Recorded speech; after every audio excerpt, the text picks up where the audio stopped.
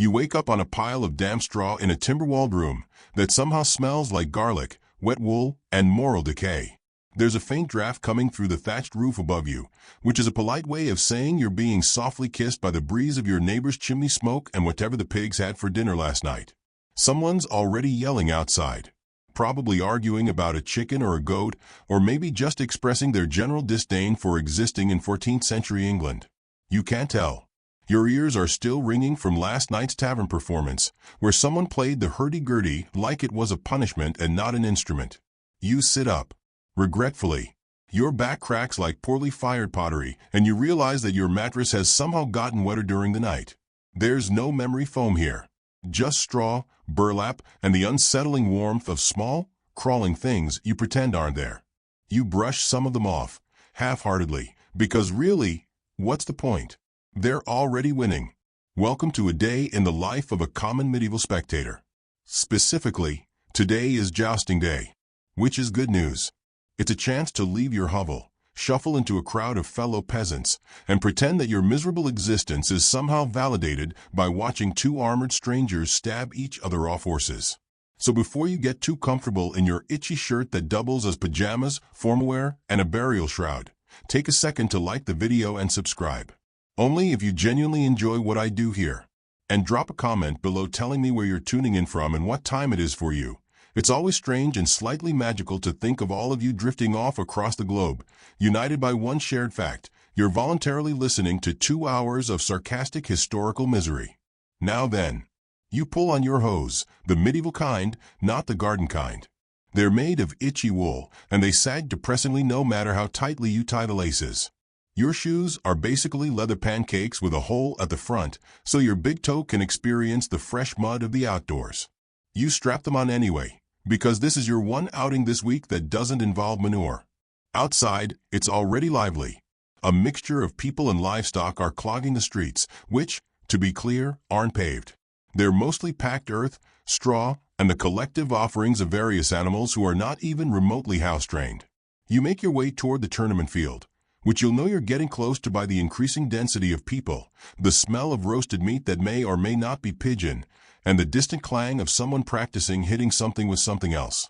There's no GPS, no Uber, just your feet, your hunching spine, and the vague idea that you're moving in the direction of entertainment. You arrive at the edge of the lists, the long, narrow field flanked by wooden barriers. These are the jousting lanes, separated by a fence so the horses don't collide head-on. Because even in medieval times, someone realized that head-on horse collisions might be a little much. The crowd is already gathering. And it's exactly what you'd expect: a chaotic blend of muddy peasants, over-perfumed nobles, enterprising merchants, and small children trying to steal things. Everyone is here to watch armored men launch themselves at each other using lances that are basically medieval pool noodles designed to kill. Of course, jousting isn't just about violence. It's also about fashion, hierarchy, and trying not to pass out from heat exhaustion in 80 pounds of steel. The knights, and yes, they're actual knights, not just dudes who bought armor on Craigslist, are parading their banners and colors. It's like medieval NASCAR, but with more embroidery and fewer advertisements for energy drinks. Each knight is announced with a lot of pomp and someone with a booming voice who reads out their titles and heroic deeds, most of which sound wildly exaggerated. Sir Geoffrey of Westbridge, defender of the Old Forest, slayer of 10 bandits, protector of geese. Really, Geoffrey just inherited land from his uncle and once hit a guy with a candlestick. You find a spot near the fence, next to someone who smells like onions and wet dog. You nod politely, even though your personal space has ceased to exist and you're now sharing air with at least 3 other people's mouths. The sun is high, the crowd is restless, and you realize this is going to be long. Before the jousting starts, there's the procession. A painfully slow display of horses, armor, music played on instruments that sound like dying ducks, and enough feathers to start a modest pillow factory. Each knight squire walks ahead, carrying their lord's shield and occasionally tripping over his own hose. Children run after the horses, pretending to be knights. One of them face plants into a manure pile. No one helps. It builds character. And then, finally, the fanfare. A pair of trumpeters blow a series of slightly flat notes that signal the beginning of the joust. You're ready. The crowd hushes. The horses take their place. There's something weirdly majestic about a fully armored knight on horseback. It's like watching a refrigerator ride a horse. Clunky, impractical, but somehow inspiring. The two opponents lower their lances. The squire scurries away. And then they charge. Thunder. That's what it sounds like. Not just the hooves pounding the earth, but the collective gasp of hundreds of spectators, the creak of leather saddles, the rattling of chainmail. You hold your breath. You live for this moment. And just like that, impact. One of the lances shatters into splinters. One knight wobbles but stays on. The other is knocked sideways, clinging desperately to the saddle like a sack of flour trying to ride out a hurricane. He tumbles. The crowd erupts. You cheer reflexively, even though you have no idea who you're supposed to root for. It's not over. He's okay, mostly. He gets up, raises a hand, and limps off like a champ. His opponent does a victory lap, which in this case just means slowly walking the horse around in a circle while holding his lance aloft like a popsicle stick of glory. Then they reset. Because this is a tournament, and these knights didn't spend 30 years training and 2 years sewing their own crest onto a flag just to do one pass. Meanwhile, the crowd is buzzing. Some are already arguing about who won that pass. Some are just here for the violence. Some are selling meat pies that are definitely more mystery than meat. You buy one anyway, because you're hungry, and standards were invented several centuries after this moment. The crust is hard enough to chip a tooth, and the filling tastes like peppered regret. As the second pass begins, you start to wonder, why is this so popular? Why does everyone from filthy beggars to overstuffed lords show up for this? Well, part of it is that there's not much else. There's no TikTok, no podcasts, no reality shows where nobles compete to marry each other while emotionally self-destructing. Just this real blood, real danger, real horse poop. Jousting is the Netflix of medieval times. The full contact drama of it, the slow build-up, the big climax, the shocking defeats. You watch for the spectacle, yes, but also because it's one of the few times you can forget that your cottage roof leaks, your socks haven't been invented yet, and your breakfast was turnip stew again.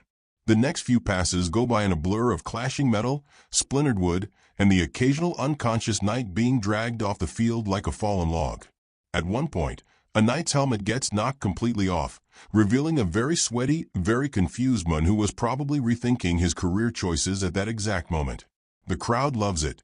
A bald head glistening in the sun is apparently just as entertaining as a clean lance hit. You shift your weight. Your legs are sore from standing, and your shoes have absorbed every unpleasant fluid the field had to offer. But you're still here, still watching, still captivated. Because even though you live in a time where half the population believes bathing is suspicious and witches can steal your breath, there's something undeniably thrilling about watching one man try to yeet another man off a horse using a glorified broomstick. The tournament continues, and you'll be here until the final pass, the final trumpet, the final noble raised high as champion while commoners like you shuffle back to your lives, dreaming, if only briefly, of armor and glory and the thunder of hooves. But the day isn't over yet. There's still more to see, more to eat, unfortunately, and more subtle ways to judge the nobles in their ridiculous hats. So don't go anywhere. There's more jousting misery to come.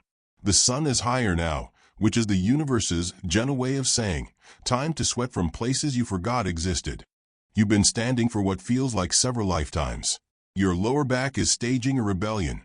Your knees click when you breathe. So you do what any sensible person would do in your situation. You look for a place to sit. And you find one. It's a wooden bench. Handmade, of course. Not by a skilled carpenter. Mind you, more like someone with ambition and a rusty hatchet. The plank is crooked. The legs wobble.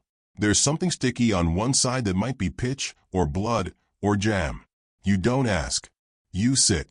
And it's terrible. There's no cushioning. No backrest. Just bare, splintery wood and the sharp realization that the human body was not meant to endure medieval furniture. You shift. It creaks ominously, like it's considering a career-ending collapse. You stay perfectly still, clenching everything. You now fully understand why people in paintings never smile. The crowd around you is swelling. The peasants are louder now, fueled by ale, adrenaline, and the absolute lack of meaningful entertainment options. A Mun to your left is arguing with someone about the proper lineage of a local knight, which is impressive because neither of them can read. To your right, a group of children are using a dead pigeon as a puppet.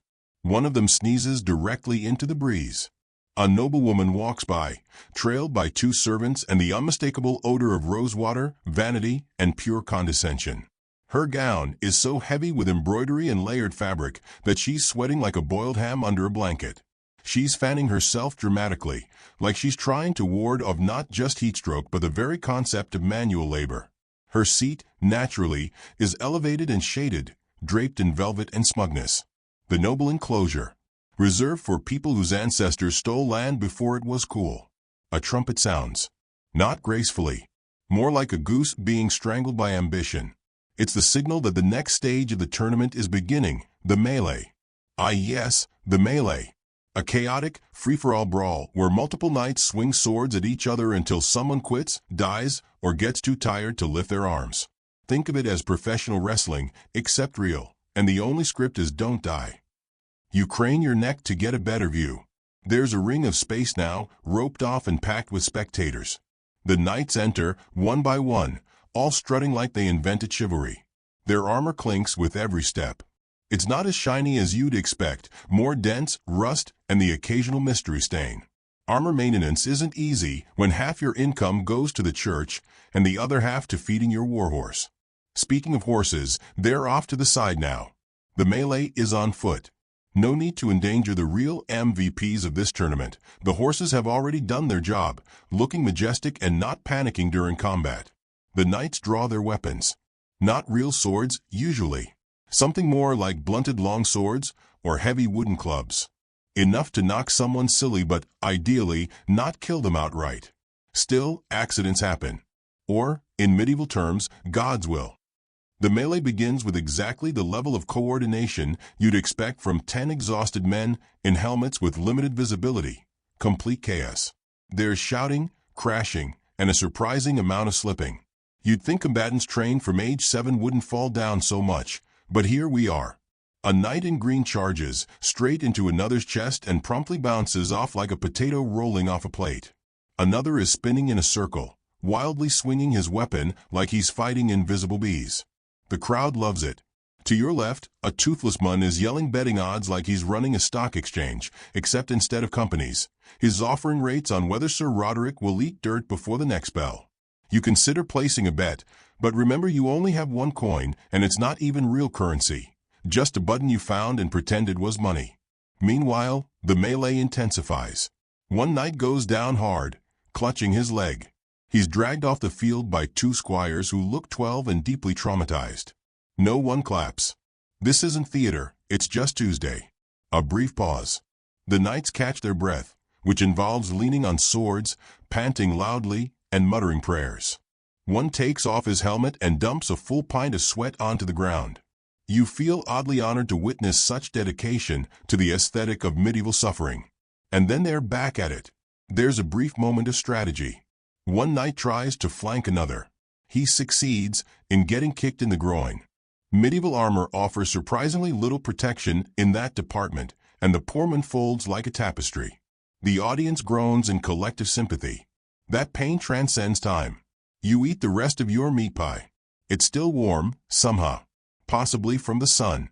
Possibly from internal fermentation. You wash it down with ale, which tastes like regret and week-old bread. A fly lands on the rim. You drink it anyway. There's no immune system anymore, only vibes. Suddenly, a commotion in the noble stand. A nobleman is standing up, yelling. Apparently, one of the knights in the melee is his son.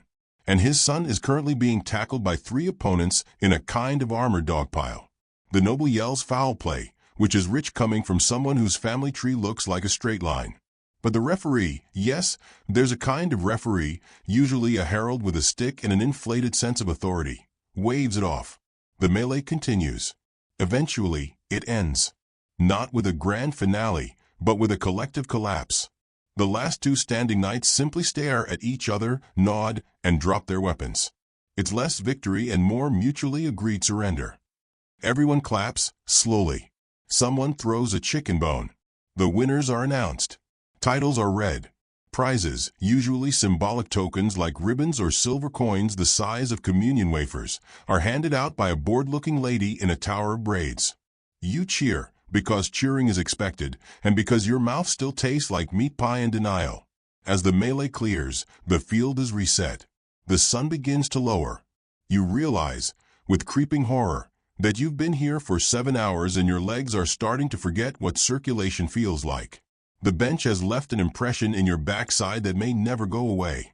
You suspect you'll pass it on to your children like a family curse. But you don't leave. Of course not. Because the main event is still coming. The championship joust. The final tilt. The one people will talk about for weeks, mostly in the form of exaggerated pub stories and ballads written by drunk minstrels with a loose understanding of rhyming. Before that happens, though, there's a brief intermission. This is when people eat, gossip, steal, flirt, trade goats, and accuse each other of being French. You wander through the crowd, stretching your aching limbs and hoping your joints haven't fused into permanent sitting posture. There are vendors selling trinkets, hand-carved whistles, garlands of flowers, dice made from bones. There's a mun juggling turnips. A boy's trying to trade a frog for a spoon. The economy is thriving. You pass a group of traveling performers. One is eating fire. Another is playing a lute badly. A third is trying to recite poetry while a goose aggressively pecks at his legs. Art is suffering, after all. The mood is festive in a grimy, exhausted, slightly unsanitary way. Children chase each other through the mud. Someone's dancing. Someone's vomiting. Possibly from the dancing. Possibly from the meat pies. Hard to say. And as the sun begins to dip and the trumpets begin to play their fourth most heroic tune, you return to your bench. Splinters be damned. You're not missing the final joust. 2 nights. 1 prize. A lot of steel, and even more ego. But that, dear sleeper, is for the next chapter. So rest your eyes. Let the crowd fade. The next lance is being polished. And the next tale is only moments away. You sit. Not because you want to, but because your legs have officially retired. They've submitted their resignation to the rest of your body and are now filing for medieval disability benefits, which mostly involve being stepped on less often. Your spine is audibly protesting, and your hips feel like they've been replaced with sacks of wet oats. But none of that matters, because it's finally time. The final joust is about to begin. This is the event you came for. The reason for the sweat, the stink, the sticky meat pie residue on your tunic. This is the moment when 2 heavily armored men, with unresolved emotional issues, charge at each other with long, splintery sticks at speeds no horse signed up for. It's everything you hoped it would be, and somehow worse. The trumpets sound again. This time, the sound is slightly less strangled goose and slightly more dying goat with stage fright. Still, the crowd reacts as if they're hearing angels. Cheers erupt from all corners of the field. Someone throws a hat. Someone else throws up. It's unclear if the two are related. Across the list, that's the fancy word for the narrow fenced-off lane where the joust happens, you see movement. 2 knights emerge. They are everything your imagination hoped for, if your imagination is fueled by childhood toys and untreated head trauma. One knight is dressed in shining steel, his armor polished to a blinding gleam, as if he employs a team of serfs whose only job is to buff his chest plate with beeswax and tears. His plume is white. His shield is embossed with the symbol of a lion devouring a crown, and his horse is the size of a small cottage. He is the people's favorite, which means he has the fewest surviving siblings and the best haircut. The other knight, well, let's just say he's seen things. His armor is dark, battered, and carries the kind of dents you only get from repeated trauma and poor decision-making. His visor is slightly crooked. His plume is black, naturally. His horse looks like it resents being alive. His heraldic symbol is a snake wrapped around a dagger, which is subtle medieval code for deep emotional issues and possibly a tragic backstory. These are your finalists. Sir Cedric of the White Plume and Sir Thorn the Grim. Yes, that's actually his name. Because subtlety is for the 1400s. The herald steps out, holding a scroll and a deep yearning to be anywhere else. He reads their names aloud with the theatrical enthusiasm of a man being held at pike point. The crowd roars. Not because they care about honor or tradition, but because they want to see someone get catastrophically unseated from a galloping horse. Before we go any further, Take a moment, really, while your eyes are still half open and your brain is trying to drift into dreamland. Just hit the like button if you're enjoying this medieval descent into jousting chaos. Subscribe if you want more history that feels like a fever dream narrated by a tired academic ghost. And tell me where you're tuning in from, and what ungodly hour it is. It's always wild to know who's drifting off to sleep while imagining horse-based violence. Back to the violence. The knights prepare. This takes a while. Jousting isn't something you just casually stroll into. First, the squires, young boys who have signed up for a lifetime of cleaning other people's armor and being yelled at by men with titles, adjust the knight's gear. Visors are locked. Shields are strapped tight. Lances are selected. These lances are not small. They are the length of 2 tall men and the weight of poor choices. They're made of seasoned wood, designed to splinter on impact because impalement is generally discouraged. Only generally, though. Remember, it's still the Middle Ages, where safety is mostly just a rumor. The horses are led into place. Enormous, muscular war horses bred for this exact kind of absurdity. They are armored too, wearing barding that's equal parts intimidating and wildly impractical in summer heat. The horses snort, stamp, and side-eye the audience. You suspect they are the smartest living beings here. The field quiets. Not completely. There's still some drunk guy yelling about taxes, but it's a moment of hush. Tension builds. Even the flies pause mid-buzz. And then, the horn. It's time. The knights lower their visors. The squires scurry away like rats from a burning hayloft. The crowd leans forward as one. And the horses charge. It is majestic, terrifying, slightly ridiculous. There is thunder. Not from the sky, but from the hooves. The earth shakes. You feel it in your chest, like a bad decision coming back to haunt you. The lances are lowered, pointed straight at each other. Neither knight flinches. And then, contact. A crack like a tree snapping in half. One lance shatters. Splinters fly into the air. One of them hits a nobleman in the hat. Everyone cheers. They don't even know who won. They just enjoy violence that doesn't involve them. Both knights remain in the saddle. That's rare. Usually someone eats dirt on the first pass. But these two? These two are in it for the long haul. They circle back, wheeling their horses with practiced ease. The squires rush to hand them new lances. Pass 2. Another charge. Another impact. This time, Sir Cedric's lance glances off Thorn's shield and ricochets off his helmet with a metallic clang. Thorn wobbles but stays up. Somewhere, his squire faints from anxiety. The judges confer. That's right, there are judges. A small group of local nobles and one very confused monk who's mostly here for the free food. They hold up fingers to indicate points. It's unclear what the scoring system is. It involves style, honor, and possibly how loudly the crowd screamed. Pass 3. This is it. You can feel it. Or maybe that's just your legs cramping again. The knights ready themselves. The crowd holds its collective breath, or at least a part of it that hasn't passed out from heat stroke and boiled cabbage fumes. Charge. The horses gallop, faster this time. Dust flies. Lances are leveled like spears of divine vengeance. The sun glints off armor. Somewhere in the background, a lute player hits a wrong note at the worst possible moment. Impact. Sir Cedric hits Thorn directly in the chest. His lance shatters into a million pieces. But Thorn's own lance? It hits lower. Much lower. Direct hit to Cedric's midsection. There is a sound you cannot describe.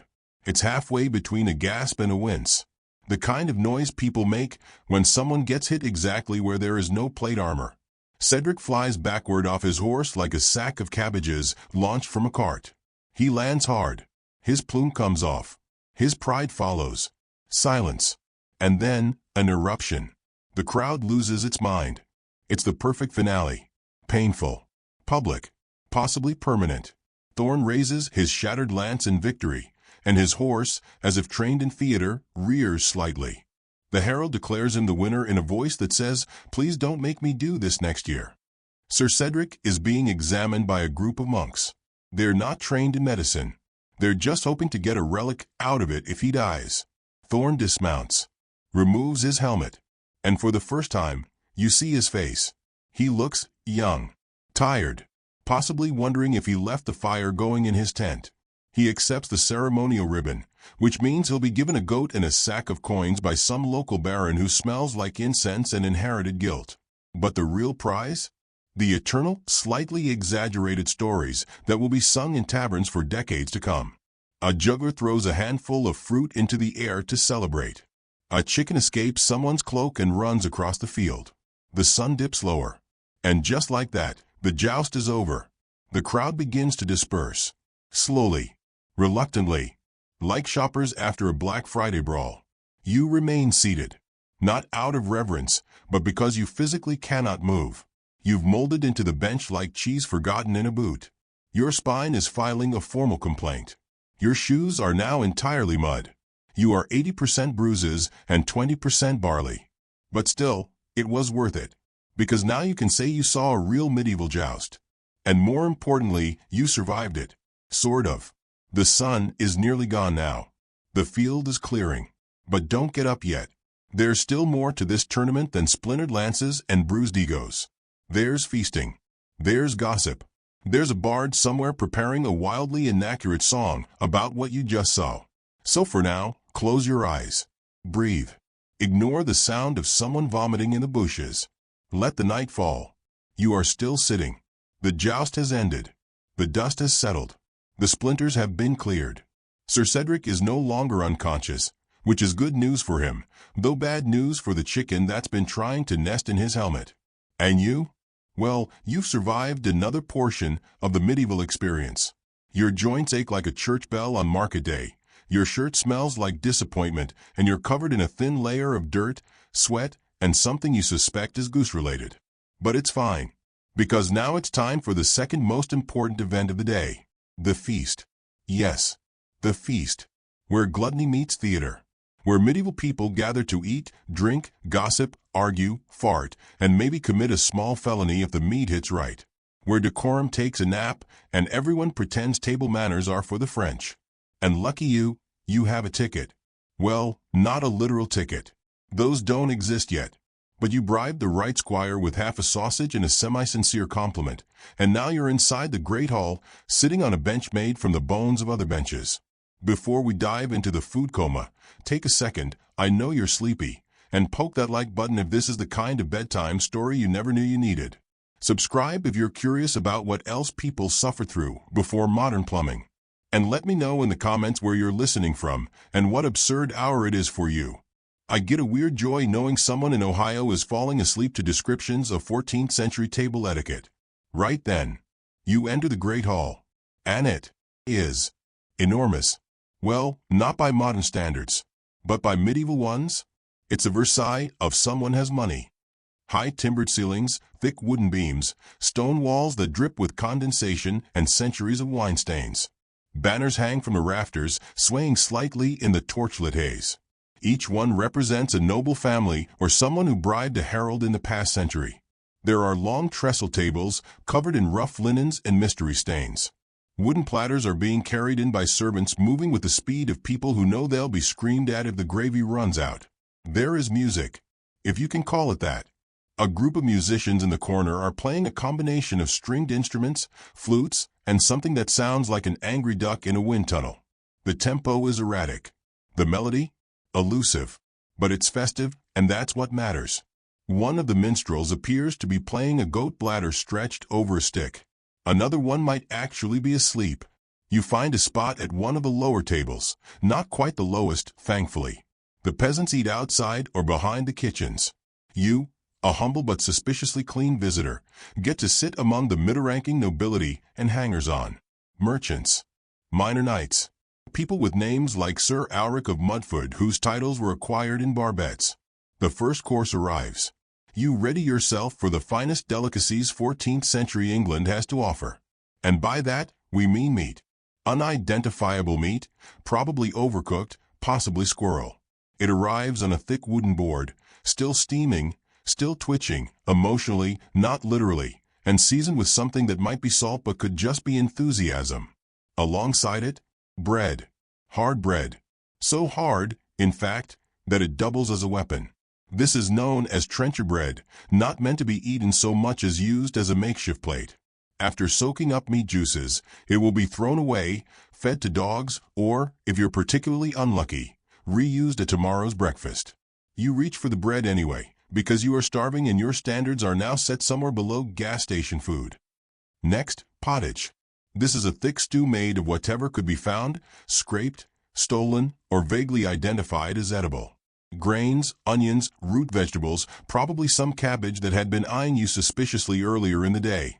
The taste? Imagine soup, but angrier. It's hot, filling, and slightly explosive. Everyone's eating with their hands or dull knives. Forks don't exist here. Well, they exist, but they're seen as foreign, decadent, and borderline demonic. Some noble women might own a fork from Italy and use it to stab salad leaves at parties, but for the most part, it's hand to meat to mouth. Which is charming. In a tetanus kind of way. You look around. The scene is alive. People talking, arguing, laughing in that slightly too loud, mead-fueled way. A knight further down the table is arm-wrestling a monk. A merchant is trying to discreetly pass a note to a baron's daughter using a skinned rabbit as a delivery system. A minstrel is serenading a roast duck with deeply romantic eye contact. You've entered the theater of the feast. And the curtain is up. Second course, fish. Why? Nobody knows. It's not Friday. It's not Lent. But someone, somewhere, decided you should eat a cold, slightly mushy pike that was caught this morning from a pond that's 80% frog urine. You eat it anyway. Because complaining would only get you reassigned to dish duty, and dish duty involves scraping dried goose fat off pewter with a nail. A jug of wine is passed down the table. You sip it. It tastes like vinegar and regret. But you smile and nod because that's what everyone else is doing. Besides, this is the good stuff. The bad wine is served in the kitchens, or worse, in the monasteries. The candles flicker. Shadows move on the walls. The room starts to warm up, despite the open windows and the breeze smelling faintly of sheep. Someone announces the entertainment. This is when things really go off the rails. A jester appears, fully costumed, bells on the hat, shoes that curl like anxiety. He cartwheels into the room, does a somersault, and then proceeds to roast half the nobility with jokes that wouldn't pass for clever in a middle school cafeteria. But everyone laughs. Because it's expected. Also because he once escaped execution by claiming it was a bit. After the jester, a fire eater. A literal one. A man who places burning torches into his mouth and then yells "Tada," with the confidence of someone who's been inhaling smoke since childhood. Then, a bard. He strums a lute and sings the tale of today's joust. You listen carefully, realizing he is wildly exaggerating Sir Thorne's final blow into something that sounds like a scene from Gladiator, complete with thunder and divine intervention. Sir Cedric is still sitting awkwardly in a corner with a poultice on his ribs. You're pretty sure the bard thinks he's dead. There's cheering. There's clapping. Someone throws a chicken leg in appreciation. You don't ask where it lands. Then comes dessert. Which is an adventure. Forget chocolate. That's still a few centuries away. No, tonight's dessert is a rich, sticky mess known as a marchpane, basically almond paste shaped into animals, castles, or confusing symbols of fertility. There are sugar nuts, dried fruits, a pie filled with something purple. You eat it anyway, because you're nothing if not brave. Around you, people grow louder. The wine flows more freely. Jokes get cruder. Someone starts dancing. Someone else starts vomiting into a tapestry. You sip your second cup of wine and stare at the ceiling, which now seems to be slowly rotating. Congratulations. You're now officially part of a medieval feast. Your stomach is full. Your legs are jelly. Your ears are ringing from a combination of flute solos and the table behind you arguing about land rights. But it's not over yet, because now comes the boasting. Men, mostly knights, occasionally merchants, and once a very angry baker, stand and begin to brag about their lineage, their battlefield kills, their success with local barmaids. One knight claims to have slain 5 Saracens in a single swing. Another claims his beard was blessed by St. Cuthbert. Everyone claps. Everyone lies. You clap too. And then, slowly, the feast begins to wind down. People begin slumping. Some fall asleep where they sit. Others disappear behind tapestries in pairs. One juggler is face down in a pie. The torches burn low. The hall dims. You sit there, dazed, full of mystery meat and medieval wine, and wonder if your soul has permanently absorbed the smell of boiled mutton and pine tar. And then, the steward taps your shoulder. Time to go. Feast's over. Dreams not. You're led to a corner of the keep, where guests are allowed to sleep. Your bed is a straw mattress laid over wooden slats, crawling with at least 2 ecosystems. A wool blanket that smells like someone else's uncle is tossed at you. You lie down. The noises of the feast still echo faintly through the walls. And finally, mercifully, you sleep. But don't get too cozy. Because tomorrow is the archery contest. And that, dear listener, is an entirely different nightmare. You wake up. Your mouth tastes like hay and bad decisions. You don't remember falling asleep, but at some point between the 3rd cup of wine and the 12th verse of the bard's song about Sir Cedric's miraculous spine, you apparently collapsed into the medieval concept of a bed. Which, in this case, is a large pile of straw covered with a linen sheet that once knew love and now only knows mildew. The blanket that covered you during the night smells faintly of wet goat and distant sadness. There's a rat in the corner, or maybe just a very optimistic squirrel. You blink once, regret it, and sit up. Your back pops like a firework. Your legs don't bend quite right. You're dehydrated, disoriented, and still trying to digest whatever that purple pie was. But that's okay. Because today, you are going to an archery contest. Because watching 2 knights try to turn each other into medieval mulch with a lance wasn't quite enough drama for you. Now, we get to watch grown men with dangerous stringed weapons shoot pointy sticks at circles of wood, while shouting things like longbow supremacy, and your fletching is inadequate. But before we get into it, if you're still somehow awake, slightly drooling, or halfway between consciousness and dreaming of mutton, give this video a like.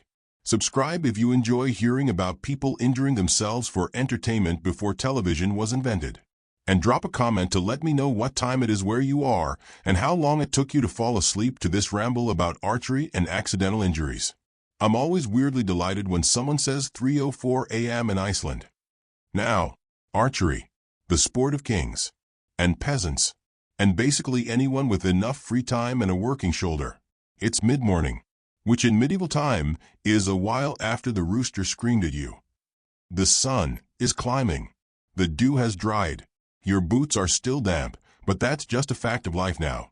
You make your way toward the archery field, which is a polite term for a flat patch of grass near a tree and several extremely unlucky squirrels. You're not alone. The village is buzzing with excitement.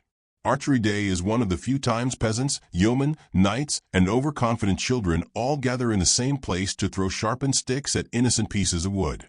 It's festive, in a slightly dangerous way. Vendors are out again. There's a woman selling oat cakes that may or may not have teeth. A man with a suspicious mustache is offering arrow polish, which you're fairly certain is just old mead in a tiny jug. A group of boys are playing a game that involves throwing rocks at each other and pretending to be Norman invaders. One of them is crying. Another is bleeding. But they're smiling, so it's fine. The archery area is roped off with fraying cloth. There are targets at various distances, big round ones made of straw, wood, and quiet desperation. Some are painted with concentric circles. One of them has a painted face, presumably of a disliked noble or unpopular tax collector. The contestants are lining up now. They come in all shapes and levels of historical disappointment. There's the yeoman archer, your classic medieval longbowman.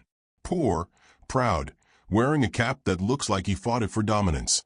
He's got the longbow, the calloused hands, and a permanent squint from 17 years of shooting at squirrels for dinner. Then there's the nobleman's son. You can tell because his tunic is too clean, his hands too soft, and his bow looks like it's never actually been used. He pulls it like he's worried it might scream. And of course, the drunk uncle type. Every village has one. He's here for the free cider and the attention. He once hit a target blindfolded during a harvest festival and has been talking about it ever since. He is already arguing with the officials. The contest begins. A herald steps forward, reads a few lines from a scroll that is mostly just an excuse to sound important, and announces the first round, the distance shot. Who can hit the target the farthest away? The first archer steps up. A seasoned yeoman. He looks like he was born inside a tree. His longbow is nearly as tall as he is, and yes, This is accurate. Medieval longbows could reach 6 feet in length, requiring incredible strength to draw. These things weren't toys. They were war machines disguised as sticks. He nocks his arrow, pulls back the string with arms like angry rope, releases. Thwip. The arrow flies. You can barely see it, just a blur, then a satisfying thunk as it embeds itself into the outer ring of the distant target. Not a bullseye, but still an impressive shot.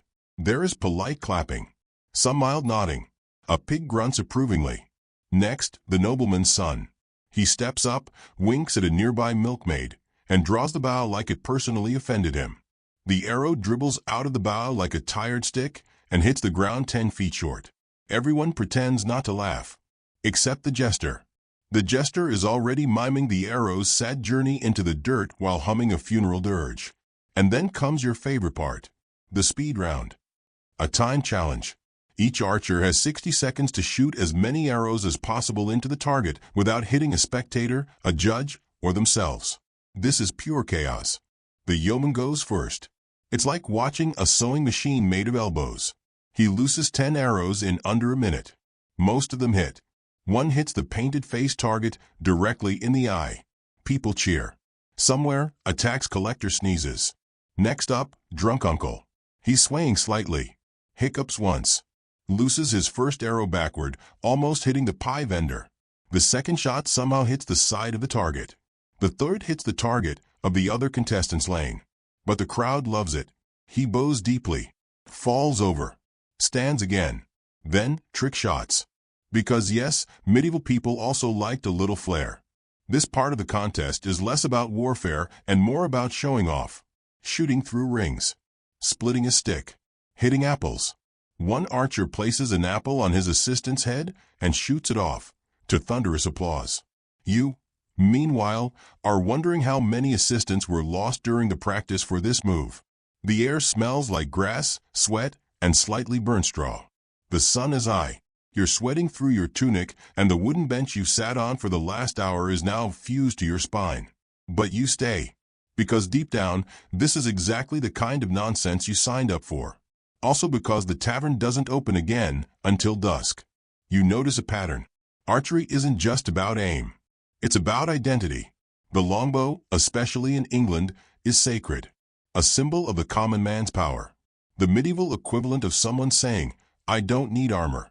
I've got range." In fact, laws in medieval England often required every able-bodied man to practice archery every Sunday. Yes, seriously. Archery practice was legally mandated. No excuses. Rain or shine. Wedding or funeral. You show up and shoot, or risk fines. Why? Because kings knew the value of longbowmen. They were decisive in battles, like Agincourt.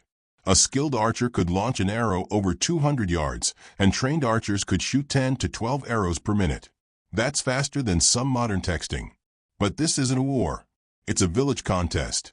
And after several hours of shooting, sweating, and mild property damage, a winner is declared. It's the yeoman, of course. The man's arms are made of nightmares and twine.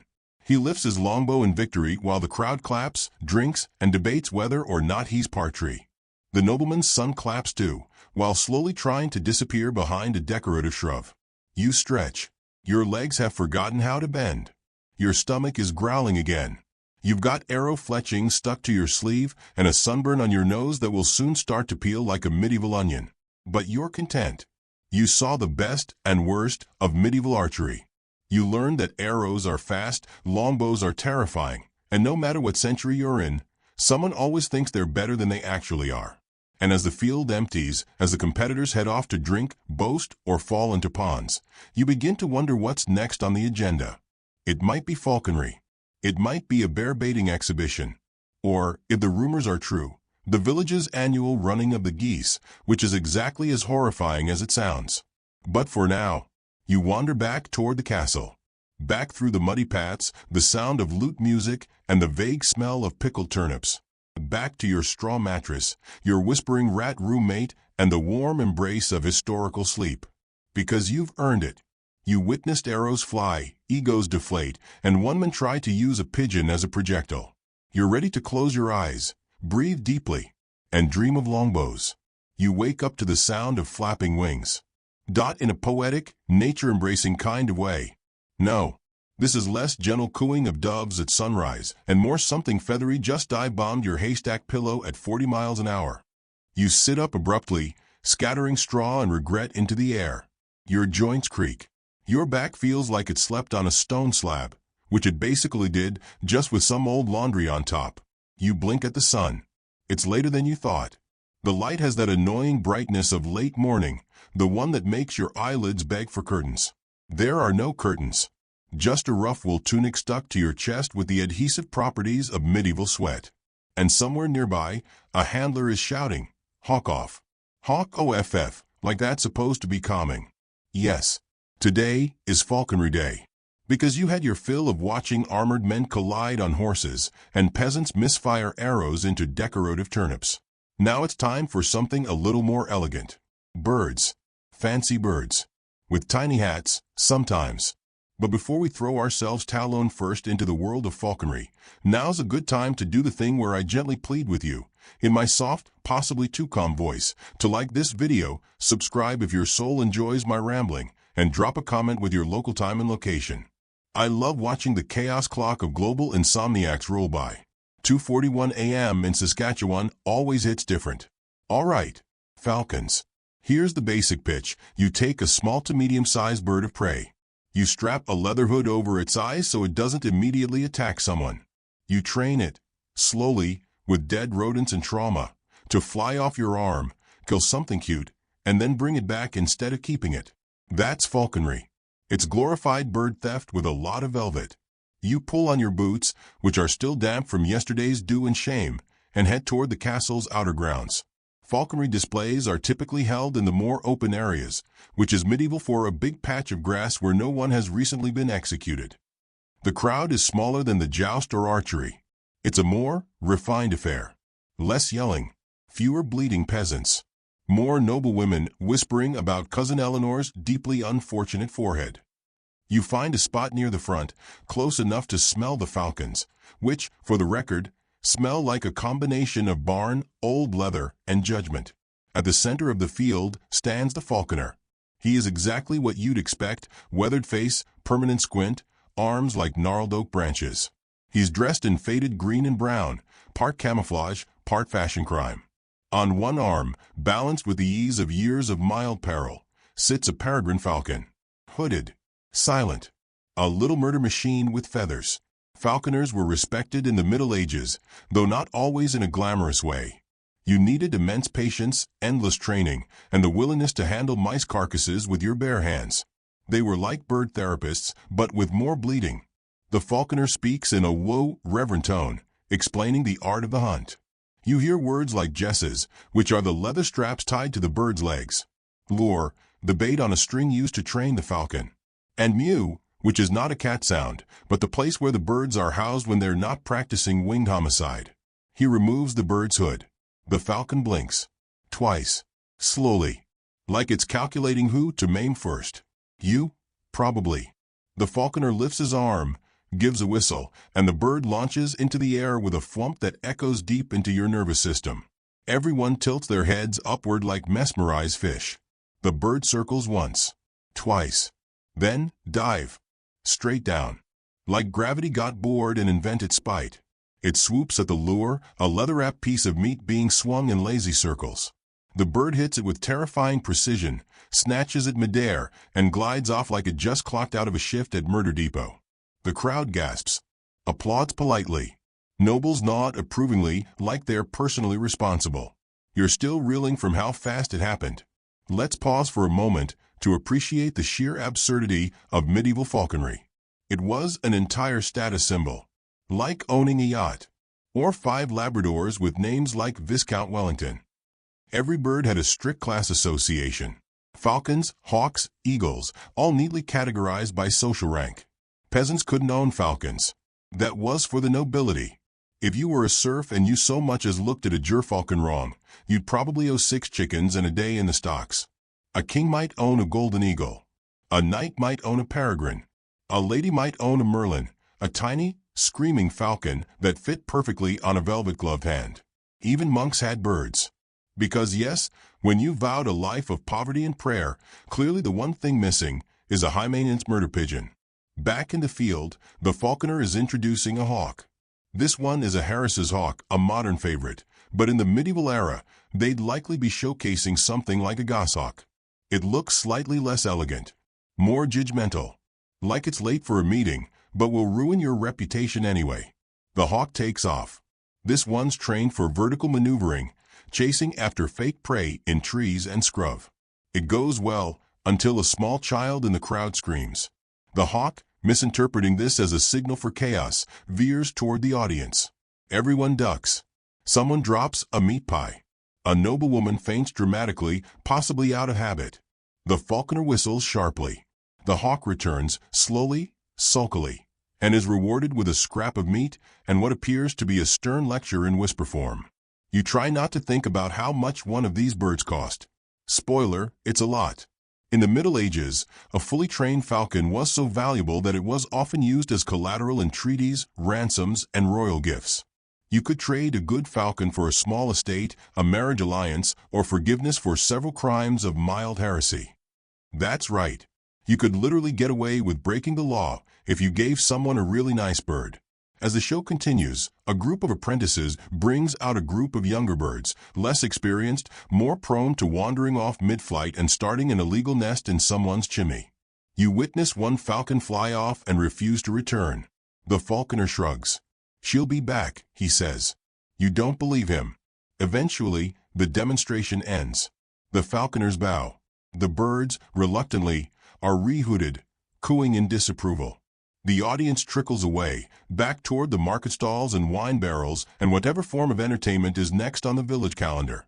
You linger for a moment longer, watching the falconers feed the birds from a small bucket of something unidentifiable and probably illegal in modern kitchens.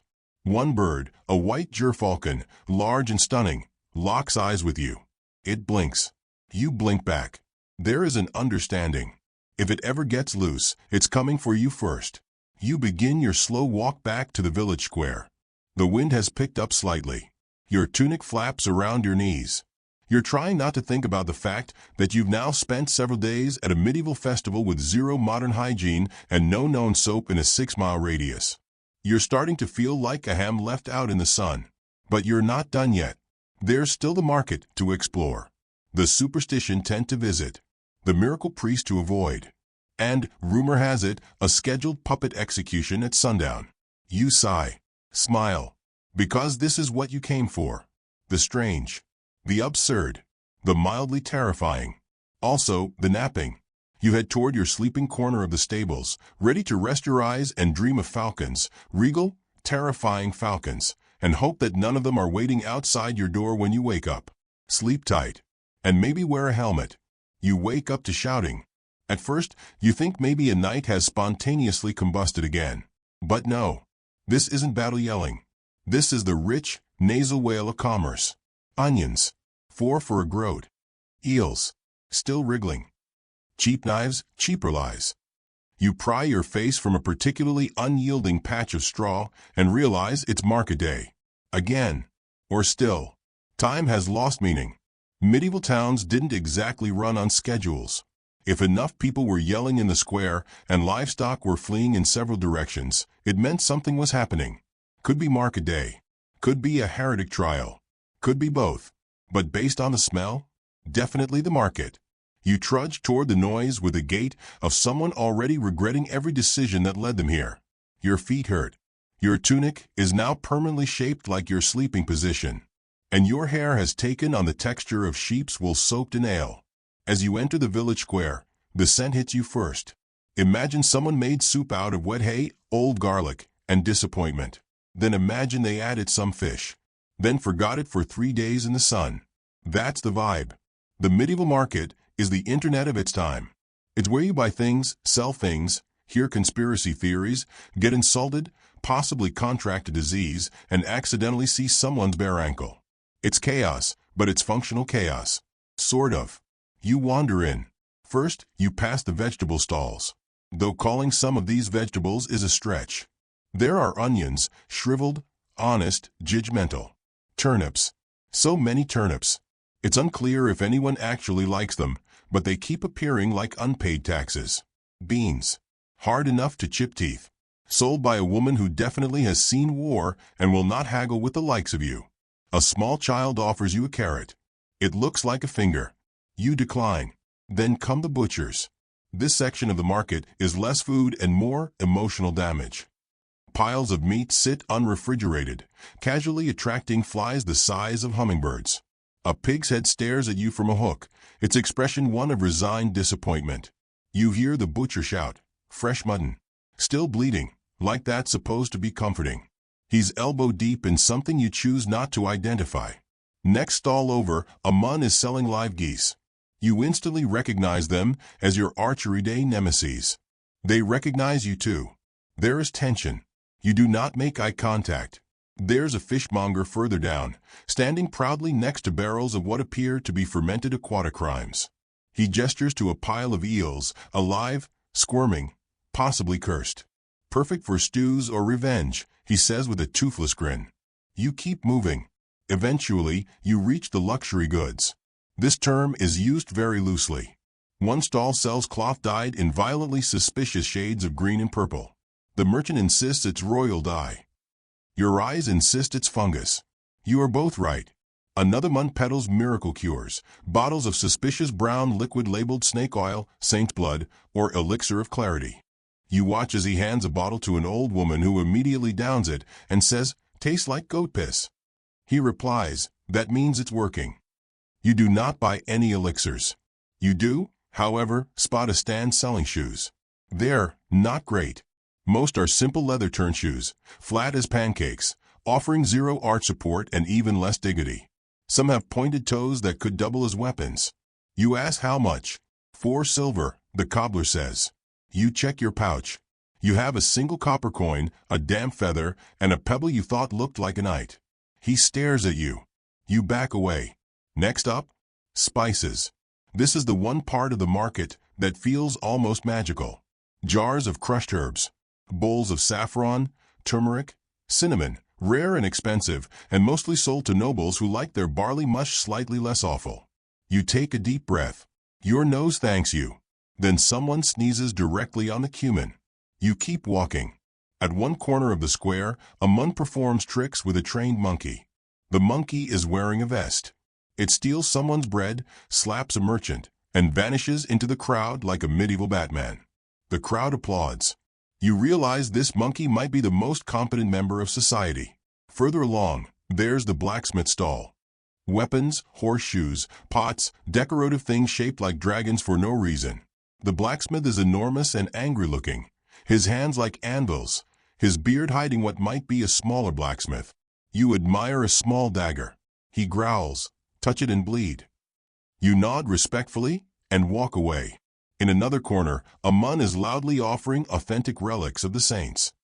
Among them, a fingernail from Saint Crispin, a tooth from Saint Ursula, and, most bafflingly, the actual breath of Saint Cuthbert, trapped in this tiny bottle. You don't ask questions. You don't buy anything. You just make a mental note that grifting is eternal. Eventually, you stumble into the textiles area. Bolts of wool, coarse linen, one silk ribbon priced at the value of a small estate, embroidered tunics that look nice until you remember the average person bathes once per lunar cycle. A merchant tries to sell you a hat. It's pointy. It looks like something a wizard would wear to court. You try it on. A nearby child laughs. You remove it and move on. You stop at the bakery stand. This is the emotional high point of your morning. Loaves of dense brown bread, flat cakes, maybe even a sweet roll if you're lucky and not terribly concerned about the concept of freshness. You ask for 1 roll. The baker says, 1 farthing. You offer your copper coin and the pebble shaped like a knight. She accepts. You eat the roll. It tastes like flour, effort, and faint hints of rat. Still, it's the best thing you've eaten all day. The market is starting to wind down now. The sun is overhead, roasting everyone evenly. Merchants are counting coins. The pig's head is now making eye contact with a dog. Someone is singing in a language you don't recognize. A noblewoman has fainted for the 2nd time today, possibly out of protest. You find a place near the old well to sit.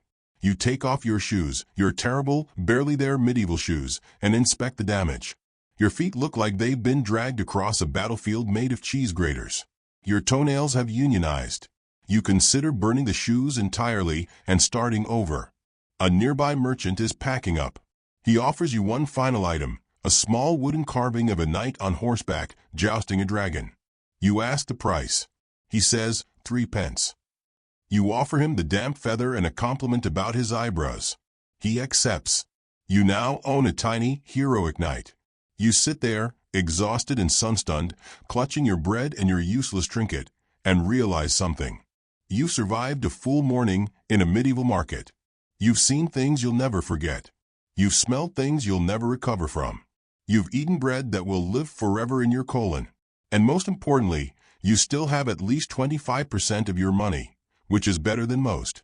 You close your eyes just for a second.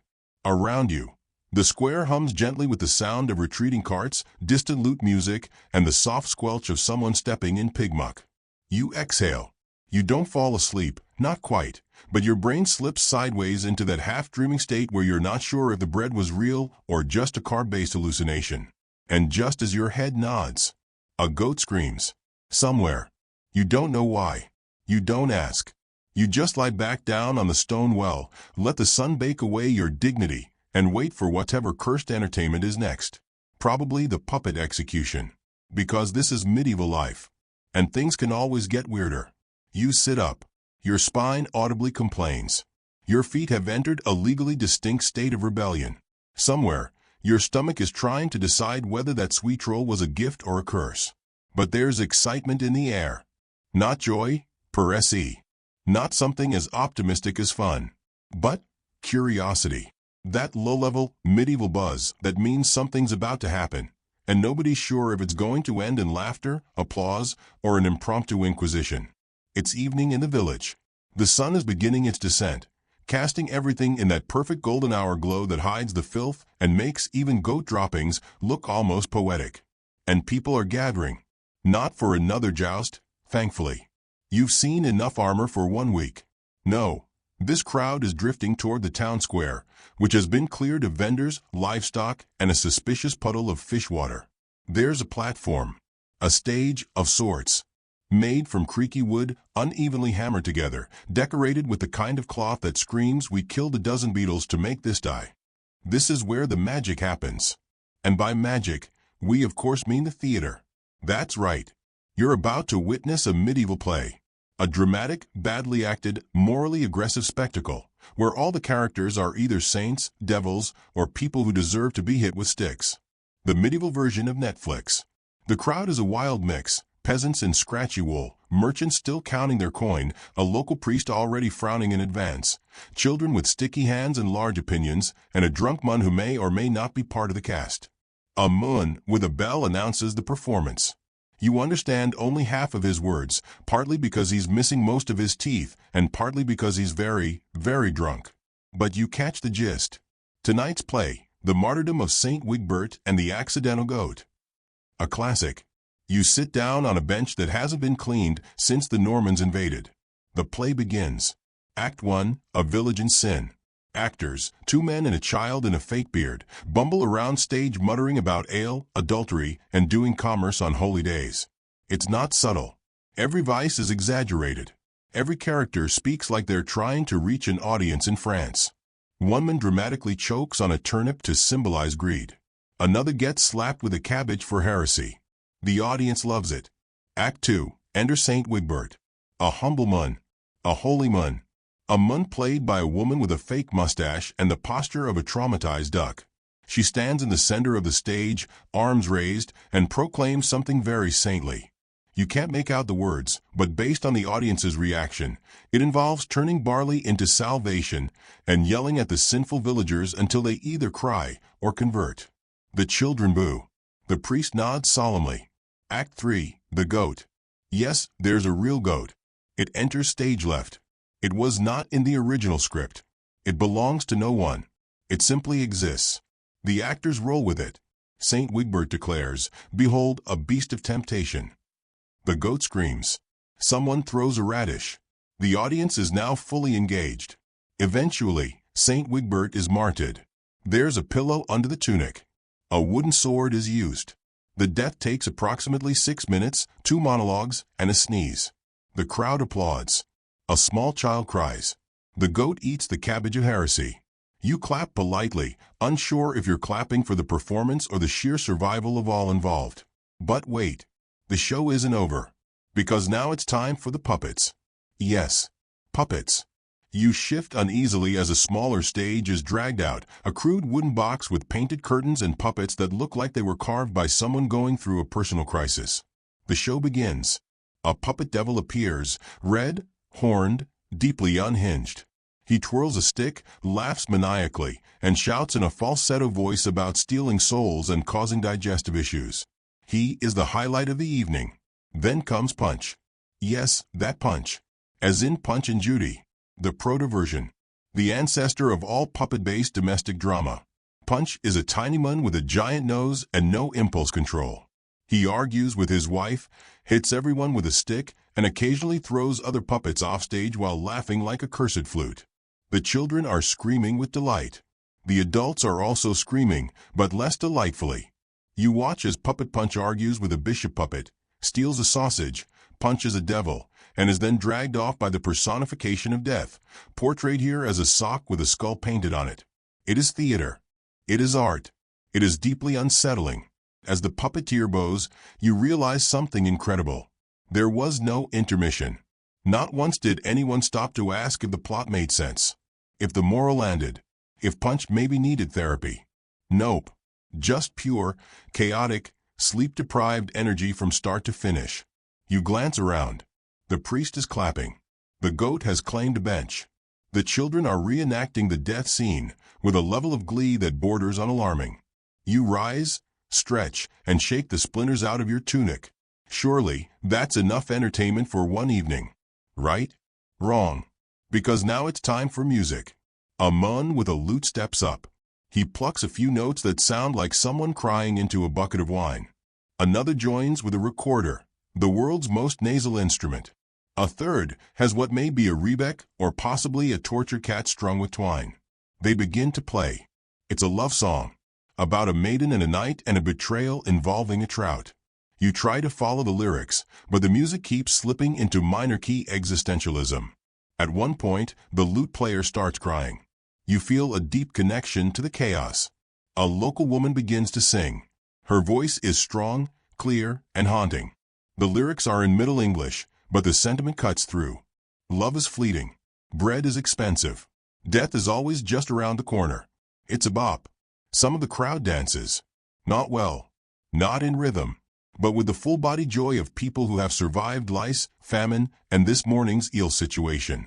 You're not sure if it's the music, the firelight, or the fact that you haven't had a bath since last Thursday in the 14th century, but you suddenly feel calm. Maybe it's because the sky is finally dark, or because the noise has dulled to a soft hum, or because your body has given up on complaining. Whatever it is, you lie down near the fountain. The stones are cold. The air smells like wood smoke, ale, and questionable morality. You close your eyes. Just for a moment. Behind your eyelids, you still see the devil puppet. He's waving. You wave back. You drift. The music fades. The crowd thins. Someone vomits in the distance. A dog is howling at something it probably shouldn't be seeing.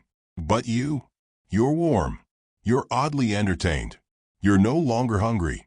And you've survived another day in this bizarre, muddy, turnip-hour timeline. You smile, just a little. And then, from somewhere far off, you hear a voice shout, "Bring out the bear." You do not open your eyes. Because you know, it's just another medieval night. And the bear always comes last. You wake up with a mouthful of hay. This is either the worst bed you've ever had, or the finest medieval mattress money can't buy. Either way, it smells like goat dander, cold sweat, and crush beetle. You sit up slowly. Every muscle in your body is angry. Your back cracks like the floorboards of an abandoned chapel. Your knees feel like they were assembled by two arguing blacksmiths with opposing visions. You stretch, yawn, and realize something awful. You are not in your bed. You are in a jousting camp. That's right. You spent the night with the knights. No, not with the knights. Calm down. We mean among them. Though you are dangerously close to a mun named Sir Eustace, whose snores could be mistaken for bear mating calls. You look around. Tents. Dozens of them. Made of heavy canvas and animal hide.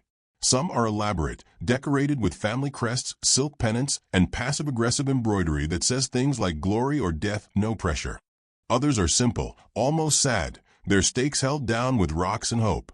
The ground is damp. The air is cold. And somewhere, someone is already sharpening a sword with the kind of enthusiasm usually reserved for peeling oranges after a breakup. This, dear listener, is what it's like to live as a tournament night during the off hours, the behind-the-scenes chaos that smells like beef stew, iron polish, and ambition. First things first, morning rituals. Unlike your soft, pillow-filled modern morning, with your fancy electricity and coffee and knowing what year it is, a night's wake-up routine is rustic. You splash your face with freezing water from a nearby barrel. It smells faintly of moss and disappointment. There is no soap. Only sand, maybe a sprig of mint if you're feeling luxurious, and the vague hope that you've removed at least some of yesterday's grime. Sir Baldwin, a lanky knight with a truly unfortunate haircut, is already practicing sword drills in his undergarments. His shirt is stained with sweat, his feet are bare, and he looks like someone who would definitely start a fight at a wedding. He grunts in your direction. This is how knights say good morning. Breakfast is being served in a communal pot near the center of camp. You approach cautiously. Inside the pot is porridge. Again. Because what else would you expect in a world where cuisine is limited to oats, sadness, and the occasional onion if you're lucky? You eat it anyway. Not because it tastes good, it doesn't. It tastes like regret soaked in lukewarm milk. But because you need energy. Today is a training day. Because believe it or not, knights don't just show up, strap on 70 pounds of armor, and ride full speed into each other without practice. They're not complete maniacs. Just partial ones. The training field is already bustling. You see a squire struggling to carry 3 shields, 2 helmets, and 1 increasingly annoyed falcon. A knight arguing with his horse. A priest offering blessings to anyone within a 5-foot radius, including the horse. You join the others for warm-ups. Stretching, sparring, footwork drills. Some knights run laps around the camp in full mail, which is the medieval version of CrossFit, but with more potential for impalement. Your arms ache just watching. Then comes the real work, tilting practice. A long, narrow lane is set up, lined with posts and padded barriers. At the far end, the dreaded Quinton, a spinning dummy with a shield on one side and a weighted sack on the other. The goal? Hit the shield with your lance. Avoid getting clocked in the skull by the spinning sack of shame. Sir Geoffrey, a veteran knight with 6 missing teeth and 1 functioning eye, demonstrates. He charges, hits the Quinton, gets smacked in the head by the sack. The crowd applauds. Perfect form, someone shouts as Geoffrey tumbles off his horse and into the mud. You can't tell if they're being sarcastic. You take your turn. You're handed a practice lance, slightly lighter, slightly less murdery. Your squire adjusts your helm, pats your shoulder, and whispers, "Try not to die." Reassuring. You mount your horse. Or rather, you attempt to mount your horse. There's a lot of grunting. At one point, your leg cramps. Eventually, you manage to get into the saddle, breathing heavily and questioning every decision you've ever made. You charge. You miss the Quinton entirely. But you do get hit in the face by the sack. Progress. Back in the camp, the midday meal is being served. It's something between a stew and a declaration of war. You eat around the bones, try not to think about where the meat came from, and listen to the knights swap stories. And oh, the stories. Tales of battles, half of which are probably lies. Duels in distant lands. Affairs with noble women, definitely lies. Encounters with bandits, dragons, the French, and sometimes French bandits pretending to be dragons. You learn that. Sir Thomas once fought a mun over a cheese wheel. Sir Reginald believes ghosts are real and that his sword is haunted. Sir Eustace once jousted with a sheep by accident. He lost. There is laughter, belching, and a small brawl over who drank the last of the cider. You take a walk. Beyond the camp, squires are cleaning gear, scraping off rust, polishing armor, mending straps. It's endless, tedious, and deeply important. A single loose buckle could mean the difference between glory and sudden, embarrassing death. You pass a small tent. Inside, a knight is praying before a relic, a splinter said to be from the true cross. You do not question the authenticity. You do, however, question the odor. The sun begins to set. The evening meal is more pleasant: roast fowl, flatbread, a jug of something vaguely alcoholic. Spirits are high. Jokes are louder. A bard plays a lute poorly but with enthusiasm. Someone juggles knives. Another attempts to juggle while on horseback. It ends poorly. And then, the armor comes out. Not for fighting. Not for training. For polishing. That's right. You spend your final waking hours surrounded by knights scrubbing their gear with vinegar, ash, and coarse cloth until it gleams like freshly forged anxiety. The camp smells like metal and sweat and pride. You're handed a piece of mail and a rag. You clean. You scrub. You silently vow never to complain about modern laundry again. As the moon rises, you curl up in your hay pile. Your joints are screaming. Your hands smell like iron. Your back is now permanently shaped like a question mark.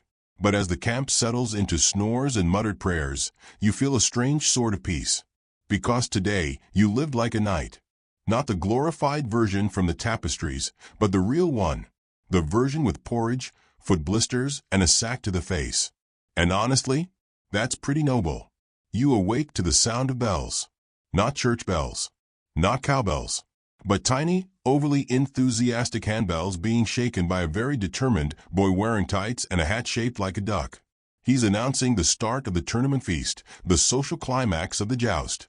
The moment where the sword-wielding and bone-breaking ends, and the eating, drinking, and falling asleep in your chair begins. You sit up, bleary-eyed and sore. Your hay bed has left decorative impressions across your face, and something in your back sounds like a bag of dice. But none of that matters now. Because tonight, you feast.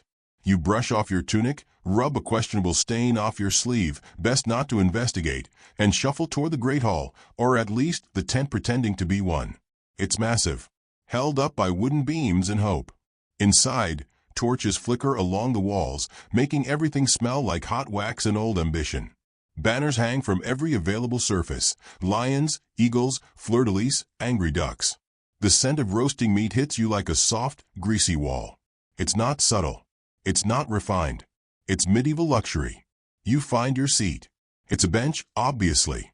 Cushions are reserved for people with titles, land, or disturbingly high taxes. Your seat is between a one-eyed archer and a sweating merchant who smells like boiled onions and desperation. Directly ahead of you is the high table, a raised platform where the nobles sit. It's decorated with tapestries, candles, and an uncomfortable amount of smugness. The local lord is already seated, flanked by knights in freshly polished armor and ladies who have perfected the art of looking bored while eating roast swan. You scan the room. It's loud. It's hot. It's full of people who haven't bathed recently, or possibly ever. In short, it's the Middle Ages at its most festive. Trumpets sound. They're slightly out of tune, and one of them sneezes mid-blow, but the message is clear. Let the gluttony begin. First course, bread. Naturally, bread is not so much a dish as a requirement, the edible equivalent of "Hi, how are you?" in the medieval food pyramid. You're given a trencher, a thick slice of stale bread used as a plate. It's not for eating. It's for absorbing grease, sauces, and poor decisions. Eventually, it'll be tossed to the poor or dogs, depending on who begs better. A squire ladles something onto your trencher. You think it's pottage, or possibly gravy with ambitions. It contains barley, onions, and what might be a squirrel. You eat it. You don't ask questions. You value your sanity. Second course, meat. And oh, there is meat. Spit-roasted boar, honey-glazed duck, rabbit stuffed with herbs, and quiet panic. Platters arrive carried by servants sweating through layers of wool. A knight at the next table stabs his chicken with a dagger, rips the leg off with his teeth, and grins like a man who hasn't had a vegetable since Lent. There's no silverware. Not really. You get a knife. Maybe a spoon. Everything else is finger food. And those fingers? Greasy. Saucy. Completely unsupervised. You attempt civility. You fail. The gravy claims your elbow. To your left, the archer is gnawing on a turkey leg. To your right, the merchant is licking mustard off his own forearm. Welcome to the party. Third course, the absurd. This is where things get theatrical. A server announces the next dish with all the pomp of a royal decree. He lifts a domed lid to reveal a pie. But not just any pie. This pie contains birds. Yes, real birds. Alive birds. They burst out of the crust in a flurry of feathers and confusion. One lands in your gravy. The hall erupts in laughter, screams, and one very determined falconer. This is not a prank. This is called entertainment, a middle-course spectacle designed to entertain and horrify in equal measure. Other examples include a roasted pig with a crown and sunglasses, a meat tower shaped like a castle, complete with gravy moat, a jelly molded into the shape of a dismembered saint, served cold, naturally. You clap politely as a juggler attempts to balance 3 flaming apples on his nose. It ends in mild singeing and loud applause. Fourth course, dessert. You think, finally, something simple. You are wrong. Dessert is sugar sculpted into birds, castles, saints, and in one case, a horse being kicked by a bishop. There are wafers, spiced wine, a pudding made from dates, almonds, and pure chaos. A mun hands you a candied pine cone and walks away without explanation. You nibble something that might be fruit, or meat disguised as fruit, or revenge. It's unclear. A noblewoman at the high table takes a sip of wine, giggles, and promptly falls asleep in her chair. You nod in respect. The entertainment begins. Now that everyone is drunk, greasy, and verging on unconsciousness, the real entertainment begins. A minstrel strums a lute and sings a tragic ballad about a knight who mistook his sword for a toothpick. A dancer twirls through the hall, bells jingling, silk flowing, accidentally knocking over a gravy boat. Nobody notices. Then comes the storyteller, a bald man with wild eyes and a voice like gravel in a wind tunnel. He tells a tale of betrayal, glory, and possibly werewolves. At one point he shouts, "The blood ran like gravy," and everyone cheers. The Lord declares it the best story since last week. He gives the man a chicken as a reward. The chicken seems indifferent. The feasting winds down. Bellies full. Heads heavy. The hall now smells like wine, sweat, and extinguished ambition. Some guests are singing. Others are slumped over the table. A knight is loudly snoring into a bowl of custard. You step outside for air. The night is quiet, cool. The stars are out, blinking in approval, or perhaps judgment. It's hard to tell with stars. You sit on a barrel and reflect. This is the medieval idea of a good time. Roast things. Stuff them with other things. Cover it all in gravy. Tell a story. Fall asleep near a fire. No Spotify. No cheese boards curated by a lifestyle blogger. Just meat, mead, and mayhem. You burp gently. A dog wanders past and licks your shoes. Inside, someone is shouting about pudding rights. You smile. You have survived the tournament feast, which means tomorrow you'll be hung over in the 14th century. God help you.